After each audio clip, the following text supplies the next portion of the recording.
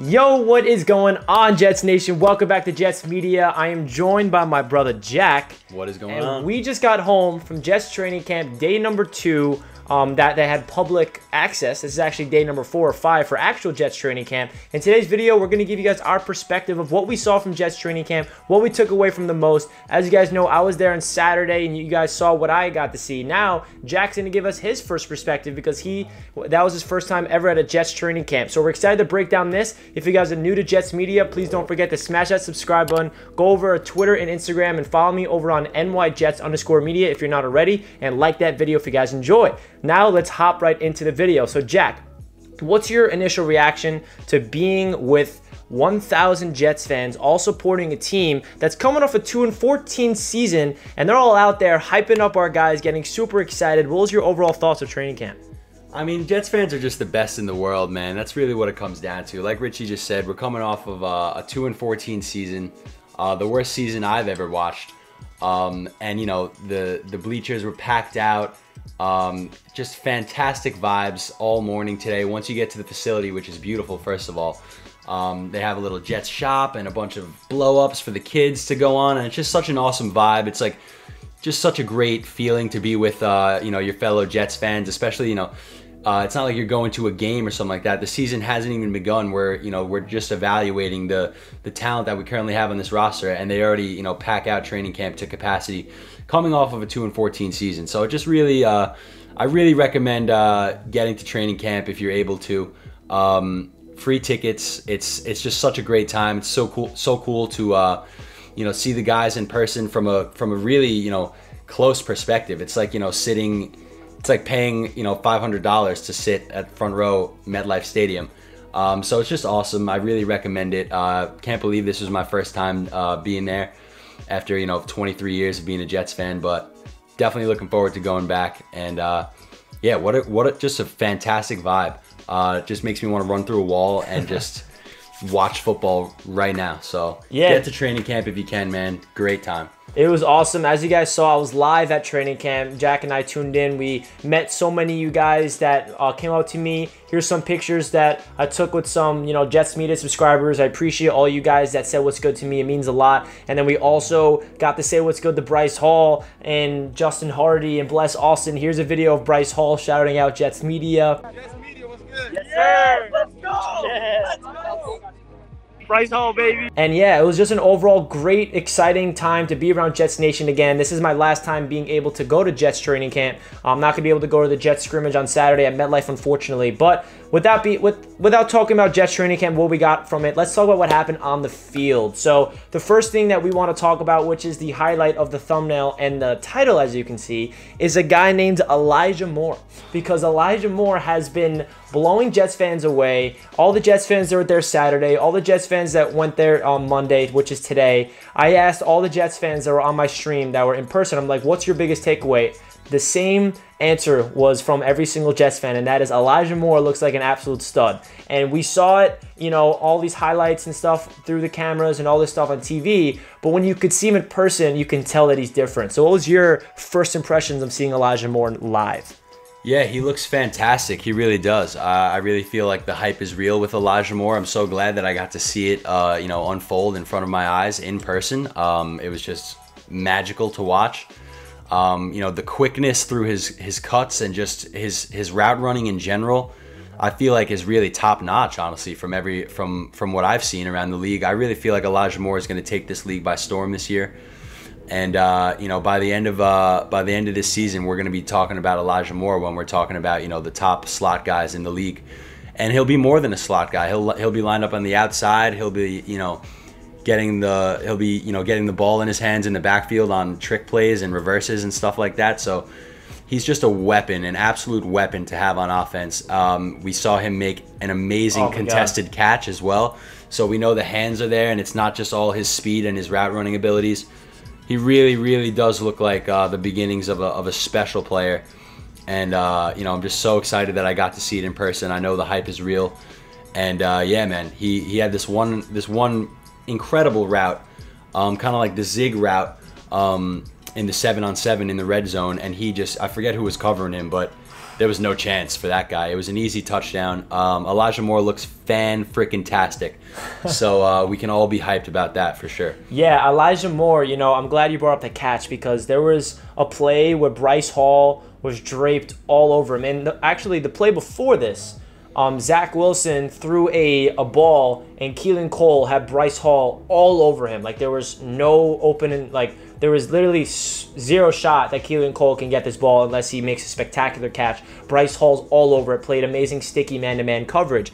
And then the next play, Zach Wilson tests Bryce Hall again. It's the same exact route, and it's Elijah Moore who's the receiver.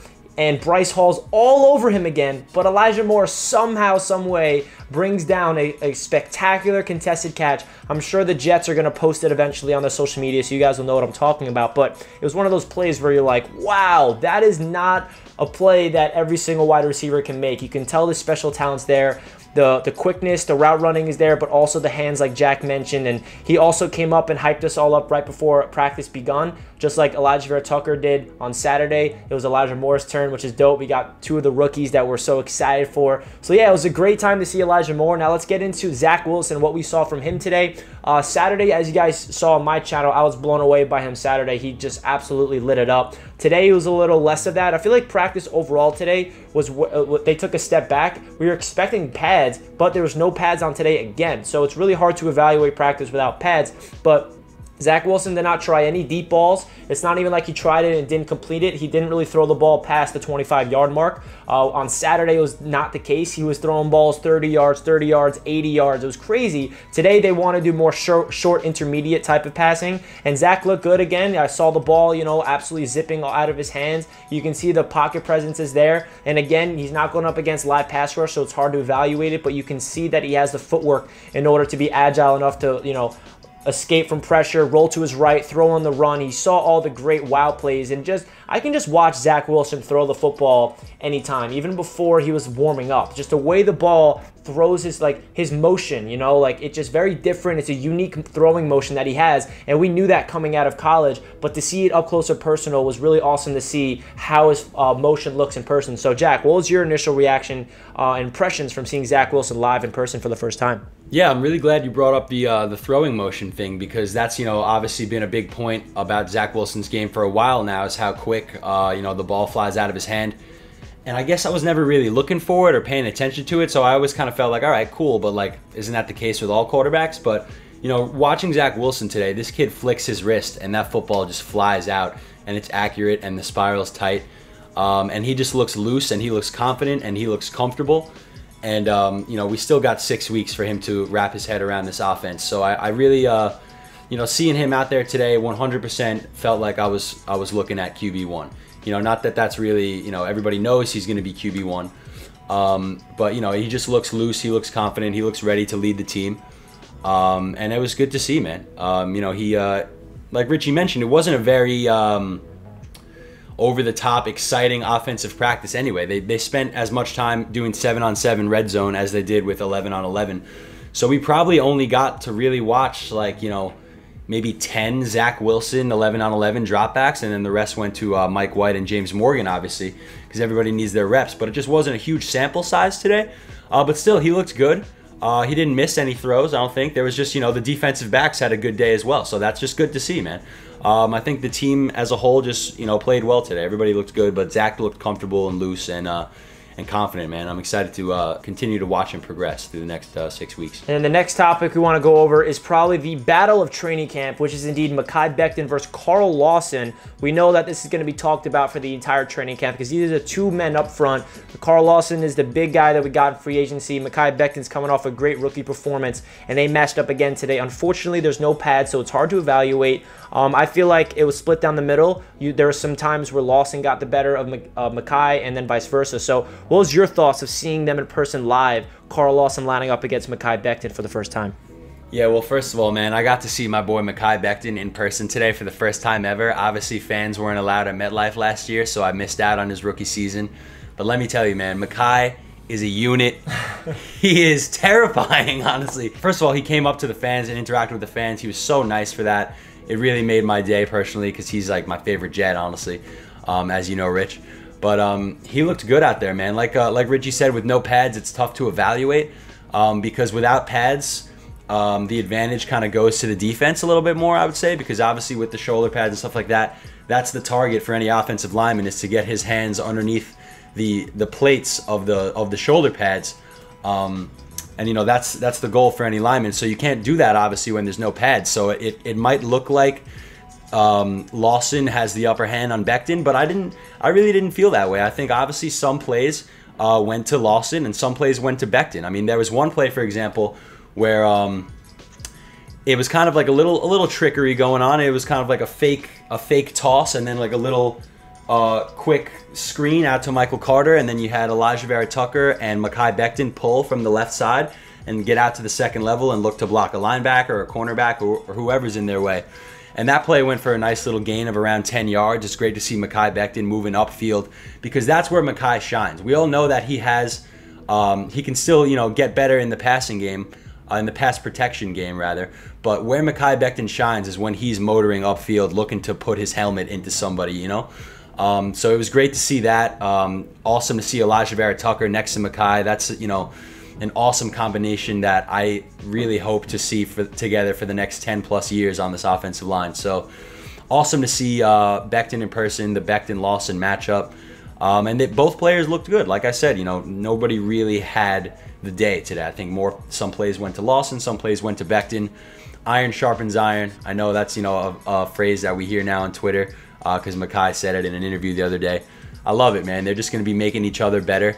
And they're going to grow together as players, and it was just honestly awesome to watch in person. So the next thing I want to talk about that I noticed, like being at practice on Saturday and today, is you really cannot read too much into who's running with the ones, who's running with the twos and threes, because what I noticed is everybody's playing with the ones, twos, and threes. Obviously, you have your first team guys out there, but even Zach Wilson was playing with the second team offensive line and receivers, and then you got some time with Elijah Moore catching a pass from Mike White. You got Denzel Mims running with Zach Wilson. You got Denzel Mims running with Mike White. You have so many people intertwining in different teams, 1, 2s, and 3s. So I know there's a big, everybody on Twitter that wants to know who's running with the ones, who's starting, who's the backup. Denzel's not running with the ones. It's a big concern. I would not read too much into all the hype about that, especially this early in camp. I feel like as we go on and progress through, that's something that we can talk about during the scrimmage and during all those other things. But I noticed the most is you cannot read too much into that, because Elijah Moore lines up there, Jamison Crowder lines up with the 3s, even Corey Davis lines up with Mike White. So please don't read too much into who's playing on what team just yet.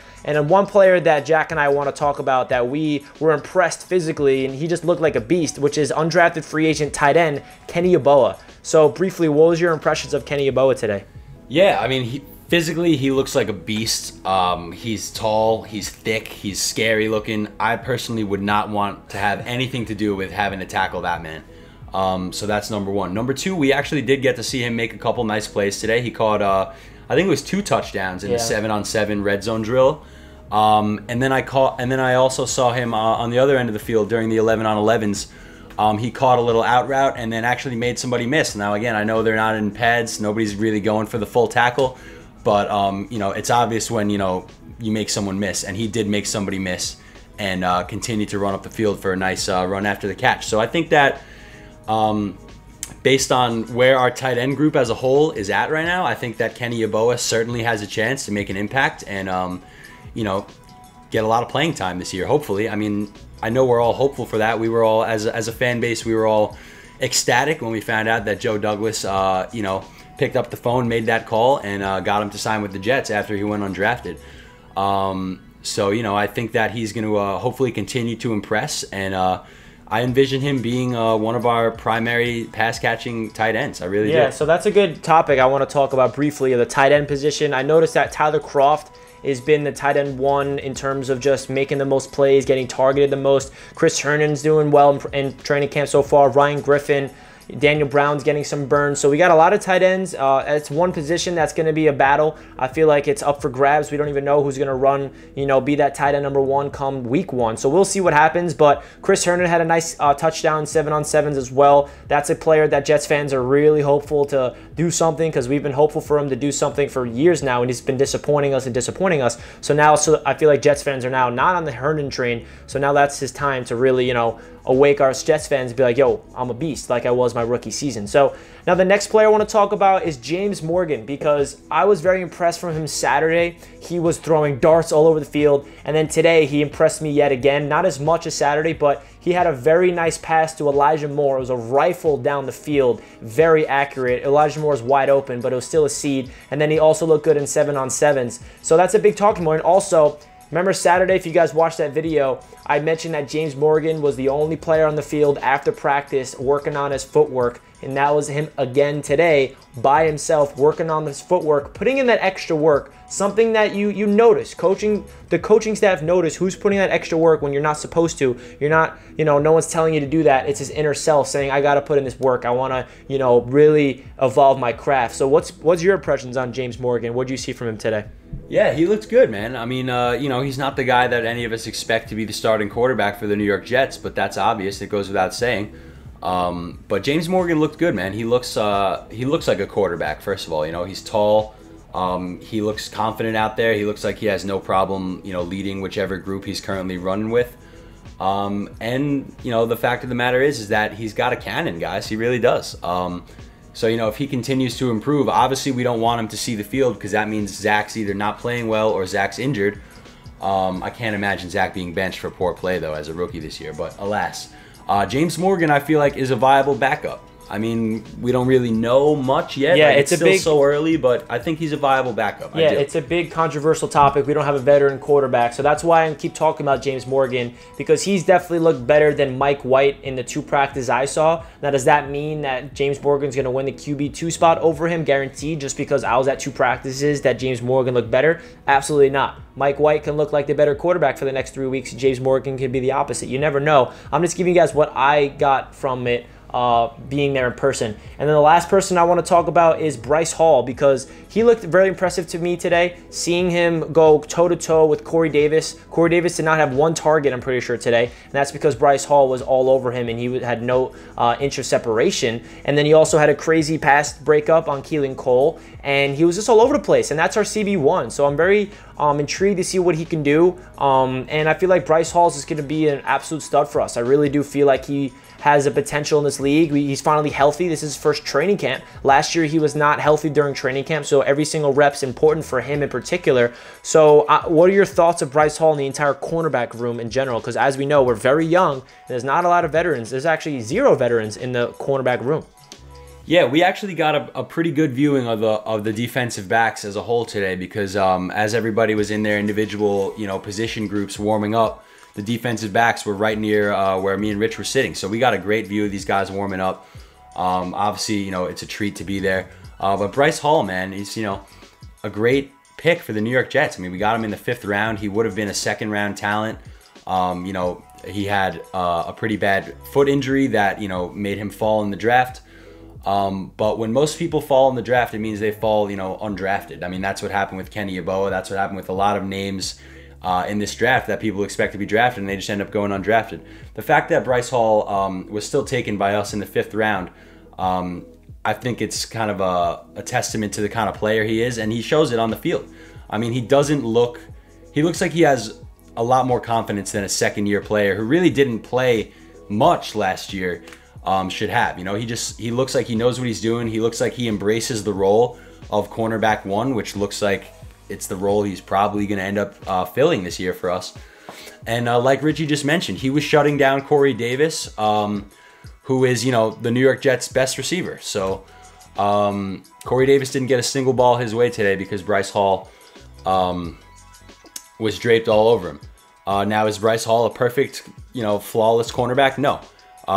Like we mentioned before, Elijah Moore got one on Bryce Hall today, but that was just, props to Elijah Moore, man. Bryce Hall played fantastic defense on that. If he did anything more, it would have been an interference call.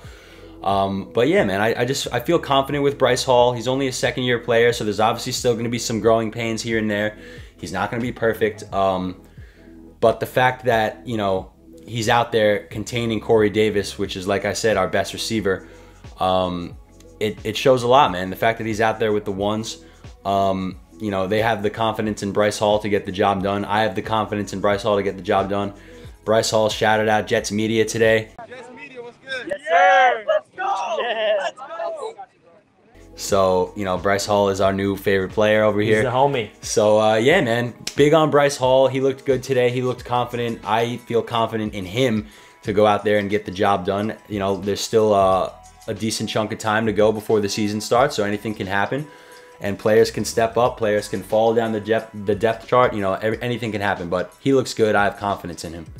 Yeah, guys, so that's really our thoughts of Jets training camp today. We were there in person, and we got a lot to say. I know this is a very long video, so if you guys stayed into the end, comment down below a Jet emoji so I know you guys were here. I appreciate each and every one of you guys. Smash that like button if you enjoyed. Unfortunately, I mentioned it earlier, but I'm not going to be at another Jets training camp. This is my last one. I'm going on vacation tomorrow, so you guys see future videos of me in a completely different studio. I'm going on the West Coast to California, but I'm going to bring my equipment. I'm going to make videos about what's going on at Jets training camp, so don't you guys worry. So bear with me if I'm not, you know, on top of it as much as I am when I'm home. And I'm super excited to, you know, continue this journey with you guys that's supporting me. I got still over 7K subs, and it means so much, and I'm very thankful for Jets community. Everybody that shouted me out over at Jets training camp that noticed me and wanted to take a picture means a lot to me, guys. And this is a great time to be a Jets fan. The energy is really going in our way. I feel like we have a new regime, new coach, new energy, new quarterback. Everything's brand new, and it just feels good